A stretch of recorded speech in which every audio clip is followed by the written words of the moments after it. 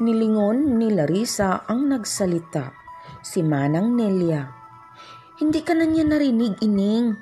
Dahil kung narinig kay, hindi aalis ang lalaking iyon. Matigas ang ulo ni Jack, pero hindi estupido. Pero kung ganoong nagbigay ito ng ultimatum, ay malamang na iyon na nga ang huli, Larissa. May bahagi ng dibdib niya ang gustong magpanik. Sigurado ho kayo? Nagsisilo si Jack. Mahirap na kalaban iyon. At ang tulad ng sinabi ko, kilala ko ang lalaking iyan mula pa pagkabata. Malamang na tuluyang tumanda, binatang iyan. Kawawang Angie. Nabahala siya sa ganoon ba magwawakas ang love story nilang dalawa ni Jack? Love story? Akala ko ba'y wala kayong love story? Bulong ng isang bahagi ng isip niya. In one way of another, ang nangyayari ngayon sa pagitan nila ni Jack ay isang kwentong pag-ibig, isang uri ng kwento ng pag-ibig. At lahat ay may kanya-kanyang kwento. And this was their love story. She just did not realize it. Humakbang siya patungo sa mga bulaklak na inihagis nito at dinampot iyon. May mga santan, rosal, kamya at kung ano-ano pang ligaw na bulaklak. Kung sa ibang pagkakataon ay gusto niyang matawa. But it was also sweet of him, just the same. Ang gusto ko lang namang mangyari, sabihin man lang niya sa akin mahal niya ako. Iniibig niya ako. Mahirap bang sabihin iyon? Gusto na niyang maiyak sa kabang na darama. Mahal ka ni Jack, Larissa. Hindi mo ba nakikita iyon? Puntahan mo na sa rancho. Mag-usap kayo. Hinarap ni Manang Nelia ang ilang pasyente na roon. Sa center na muna kayo magpatingin dahil kung hindi aasikasuhin ni doktora ang problema niya kay Jack, malamang na bukas ay mawala na tayo ng doktor. Wala siyang katiyakan sa kahihinatnan ng pagpunta niya sa rancho, but she had to do it. She could not just give him up. Totoong puro gusto kita ang sinasabi ni Jack, pero hindi ba't kasing kahulugan na rin iyon ng iniibig siya nito? Inaalok ko sa iyo ang pinakamataas na karangalang maaaring ibigay sa isang babae, pero tinatanggihan mo ng dahil lang sa walang kwenta mong mga dahilan. Perhaps he was right. Wala namang mapapala si Jack kung pakakasalan siya nito dahil stable naman ang katayuan nito sa buhay. Hindi naman nito alam na mayaman siya. Kung ang pagiging ina lang naman ni Angie ang dahilan, surely mababaw iyon at sakripisyo nito ang kalayaan. Ipinarada niya ang kotse niya sa harap ng bahay rancho. Agad na lumabas si Angie at sinabing wala roon ang ama, na maaaring nasa koral ito. Puno ng excitement ang mukha ng bata nang sumakay sa kotse niya upang hanapin si Jack. Magpapakasal na kayo ni Papa? Mama na ba ang itatawag ko sa'yo at magiging tita ko yung bunsong kapatid mo? Nakangiting tanong nito. Napangiti siya roon. Ang papa mo ang makapagpapasya niyan, Angie. Nagagalit siya sa akin. Nagbigay ng ultimatum. Lumabi ang bata. Iyan ang lagot. Alam mo, kapag totoong galit na si Papa, lumiligpit na ako. Iliko mo na dyan. Hayun. Nasa gitna ng padak si Jack at nakasakay sa isang kabayo. Inihanto niya ang sasakyan sa malapit at bumaba. Si Angie ay tumakbo at sumampa sa koral. Umupo sa pinakamataas na fence niyon. Lumapit si Larissa sa koral. Si Jack ay abala sa ginagawa nito. Sakay ito ng isang kabayo at pinaikot-ikot iyon sa walang lamang koral. Tila sinasanay. Marahil ay bata pa ang kabayo at hindi pa nasasakyan. Alam niyang alam ni Jack na naroroon siya dahil sumulyap na ito kaninang tumakbo si Angie. Pero sadya nitong iniignora ang presensya niya. Lumipas ang pinakamahabang 5 minuto ng buhay niya at nang matiyak niyang hindi siya papansinin ni Jack ay pumanhik siya sa unang bakod at sumigaw, "Jack!" Pumihit ito sa direksyon niya. His eyes blank. Napahugot siya ng hininga. Kaninang patungo siya sa rancho ay sari-saring kaisipan ang naglalaro sa isip niya. Pero hindi niya iniisip na mas mahirap pakitunguhan si Jack sa paghaharap nilang iyon. "Anong kailangan mo, Larissa?" Tanong nito sa pinakamalamig na tinig na narinig niya. "Malakas ang revolusyon ng sasakyan mo at hindi mo narinig ang sagot ko," mahinang sabi niya. Bumilang ang mga sandali bago nito dahan-dahang pinalapit ang sinasakyang kabayo sa direksyon niya.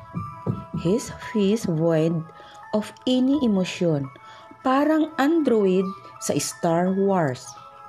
"Maaari ba tayong mag-usap?" "Wala na akong alam na maaari pa nating pag-usapan. Kaninang patungo ako rito'y naisip kong nasabi na natin sa isa't isa ang lahat ng maaaring sabihin." "Hindi mo gustong paniwala ang babae si Max o si Maxine? She's Jerry's wife, Jack. Wedding anniversary nila noong Lunes. In fact, kung hindi ako sinundo ni Jerry, baka nakalimutan ko. My mind's filled with you." She saw a flicker of emotion in his eyes, but perhaps she only imagined it dahil kasinlamig pa rin ng yelo ang anyo nito. "Sinabi mong babalik ka kinagabihan ng Lunes, pero kaninang umaga ka lang umuwi." Nasa tinig pa rin nito ang akusasyon, not giving an ends. Napapikit si Larissa and prayed for patience. "Naroon ang mga magulang at kapatid ni Maxine at mga kaibigan ko ring lahat, galing ng Maynila." Huminto siya sa pagsasalita. Hopelessly, itinaas niya ang 2 kamay sa ere. "Bakit ko kailangang magpaliwanag ng husto sa iyo? Why can't you just believe me?" "Hindi ka rin naman naniniwala sa akin, hindi ba?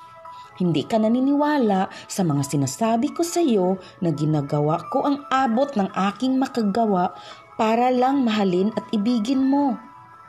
It's supposed to be a two-way traffic, Jack," she said softly. "Gusto mong ibigay ko sa iyo ang pagmamahal at pag-ibig ko. But what about you? Kaya mo bang ibigay sa akin iyon?" Hindi agad nakasagot si Jack. Unti-unting nagsasalubong ang mga kilay nito.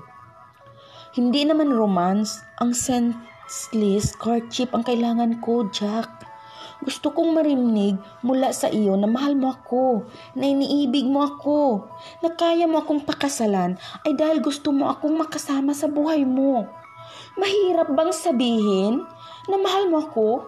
Mahirap bang bigkasin ang I love you?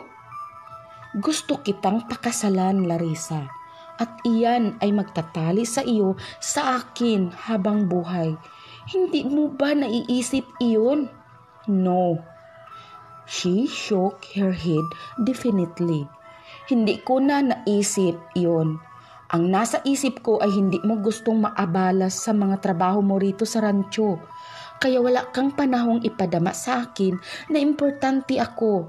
Sinong babae ang gugustuhing mas mahalaga pa ang mga baka at kabayo kaysa sa kanya?" Tumigas ang mukha nito. "Iyan ba ang iniisip mo sa akin? Dahil iyon ang sinasabi at ipinakikita mo.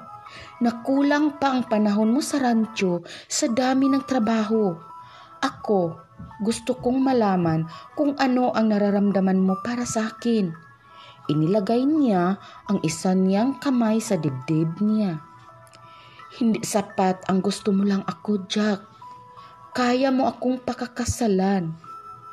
Gusto ko si Teddy at si Leonie dahil mga kaibigan mo sila. Gusto ko rin si Manang Nelia. Iyon ba ang nararamdaman mo sa akin? Gusto mo ako dahil maganda at edukada ako. Na gusto mo ako dahil magaan ang loob sa akin ng anak mo. Ganun ba, Jack? Nananakit ang lalamunan niya sa pagpipigil na maiyak. For a moment, he was confused. Then, in a steady voice, "Alam mong hindi iyan ang ibig kong sabihin, Larissa." Mahinang sabi nito. "Then what, Jack? Mahirap bang sabihin iniibig mo ako? Na mahal mo ako?" Nabasag ang tinig niya roon. For a long moment, she waited for him to say something. Subalit, naroon lang ito at nakatitig sa kanya na tila ba ang sinasabi niya ay Greek. Isang nanglulumong buntong hininga ang pinakawalan niya. "I love you, Jack. Hindi ako nag-aatubiling sabihin sa iyo iyan dahil iyon ang totoong nararamdaman ko. And the words didn't shock me. You know what?" She controlled a sob. Tumingala siya rito. "I could have easily accepted your proposal to marry me. Tapos na ang problema ko.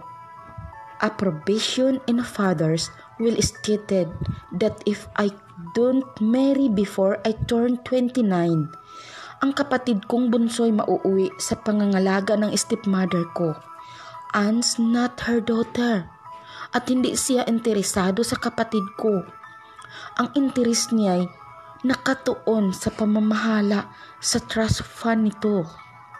Madali para sa aking gamitin ang alok mo. But no, Jack." Masamang-masama ang loob na umiling siya. "I may be a fool dahil aliyan na ang pagkakataon para mapadaling malutas ang suliranin ko kaysa anumang legal na paraan. Pero ang dami kong arte." "Ang arte ko eh." She said it with bitter sarcasm. Her face definite as she looked at him. "But I can't accept marriage at that term. Gusto ko ng pag-aasawang ang pundasyon ay pag-ibig, respeto at pagpapahalaga sa isa't isa. Because I want my marriage to be what it stands for. No man can put asunder. Tell that. I want to marry the man I love and who loves me in return." Pagkasabi niyon ay tumalikod siya at nagmadaling bumalik sa kotse niya bago pa siya mapahagulhol ng iyak sa harap ng walang kwentang lalaking ito. Kung maaari nga lamang sa patakbuhin niya ng mabilis ang kotse ay ginawa na niya makalayo lang sa lugar na iyon. Subalit, lubak-lubak ang daan at wala siyang magagawa kundi ang iilag ng iilag ang gulong ng kotse niya. Hindi na rin niya mapigil ang mapaiyak. Magkasamang galit at sama ng loob. Sa dinami-rami ba naman ng lalaki sa lupa, hindi niya maintindihan kung bakit ang pusong batong lalaking iyon ang natutuhan niyang mahalin. Kinabig niya sa madamong gilid ng daan ang kotse niya upang iwasan ang isang malaking lubak.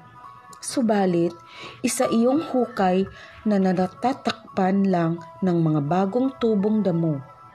Bumalaho roon ang kaliwang unahang gulong ng kotse niya.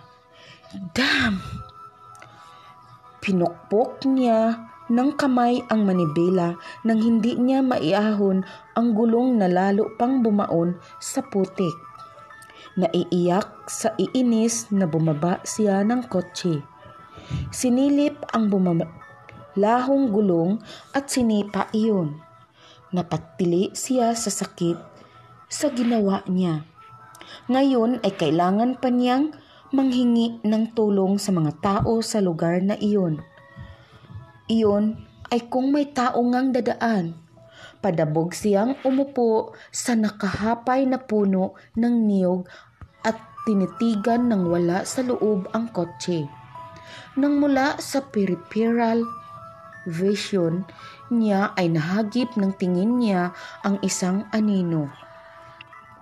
Marahas siyang lumingon. Si Jack, sakay ng kabayong higit na mas malaki kaysa sa sinasakyan nito kanina. Nakahinto at pinagmamasdan siya. A mixture of amusement and tenderness in his eyes. "You're a pitiful sight, Clarissa." "Nang aasar ka ba?" She glared at him. "Bakit ko aasarin ang magiging asawa ko? Hindi ako pa kakasal sa iyo, Jack." Nagpapakipot ka na niyan," he said, grinning. She wished she could scratch that stupid grin of his face. "Go to hell." "Baka nga, doon ang punta ko kung hindi ka pa kakasal sa akin," he said tenderly. Then, softly, "Mahal kita, Larissa. I love you. I truly do. I want to share my life with you. To grow old with you." "Sabihin mo iyan sa lilong mong panot," she snapped. But something deep inside her stirred. Tama ba ang narinig niya? He chuckled. Bumaba ng kabayo. Nilapitan siya at binuhat mula sa kinauupuan nito. "Put me down, Jack." Nagpapalag siya. Ibinaba siya nito sa ibabaw ng kabayo. Tumili siya. "I can't ride! You idiot!" "Hush! Sensitibo ang mga kabayo, my darling. Kapag nararamdaman nilang natatakot sa kanila ang nakasakay, magwawala iyan." She went still. Muling sumakay si Jack sa malaking kabayo habang yakap siya sa harapan nito. Hinagkan ang tainga niya at marahang pinalakad iyon. May ilang sandaling namagitan na hindi ito nagsasalita. She broke the silence. "Talaga bang ultimatum na iyong kanina?" "You idiot. Nagpapalipas lang ako ng init ng ulo. Nagsilos ako talaga." Hinagkan nito ang ibabaw ng ulo niya. Nagbuntong hininga bago, "I was 26 when I first fell in love, Larissa. Kay Laura, kasamahan kong guro. Walang araw na hindi ko idinideklara sa kanya ang pag-ibig at pagmamahal ko. I used to pick wild flowers at patagong ilalagay sa bag niya. We were happy. I was happy. Then one day, kinausap niya ako. She said she was seduced by this man, sort of raped her." Napalingon siya rito, question in her eyes. "Humingi siya ng paumanhin sa akin dahil gusto ng mga magulang niyang pakasal siya rito. Hindi na siya malinis at kung saan daw siya nadapa ay doon siya babangon. I had wanted to kill the man then, but I don't even know him. Ni hindi gusto ni Laura na makilala ko siya. But looking back, I doubt if she was really seduced or raped." "Ano ang ibig mong sabihin?" "Laura was a passionate woman and curious. I don't want to sound horrible, but I was young and idealistic. At sa tuwing nagpapahiwatig si Laura na gawin namin ang higit pa kaysa sa nararapat ay ako ang umiiwas. Anyway, whether or not she was seduced, raped, or whatever, did not matter anymore. Nasa ibang bansa na sila ngayon." Inihilig niya ang ulo sa dibdib nito. "I'm sorry, Jack. Nasaktan ako ng labis sa pangyayaring iyon, Larissa. Hindi ko gustong maranasan uli ang sakit na iyon. Women come and go. Isa na roon si Monet. Alam niyang wala akong pag-ibig sa kanya, pero umasa siyang matutuhan ko rin siyang mahalin, hanggang sa mapagod siya at nag-asawa sa iba. I thought I'd never fall for any woman again, but I was wrong. Nang makita kita sa restaurant, parang may dumamba sa sikmura ko. I was deliberately rude dahil natakot ako sa damdaming bigla na lang umahon sa dibdib ko. Hinagkan nito ang ibabaw ng buhok niya. Minahal ko si Laura, Larissa. But, believe me, what I felt for her was nothing compared to what I felt for you now. Hindi ko kayang pakitunguhan. Anyo mo ang nakakatulugan ko sa gabi at paggising ko sa umagay, ikaw pa rin ang unang laman ng isip ko. At natatakot akong sabihin sa iyong mahal kita. Paano kung walang katugon ang damdamin ko? Paano kung mawala ka sa akin? Hindi ko kakayanin. Iniyakap nito ang mga braso sa kanya.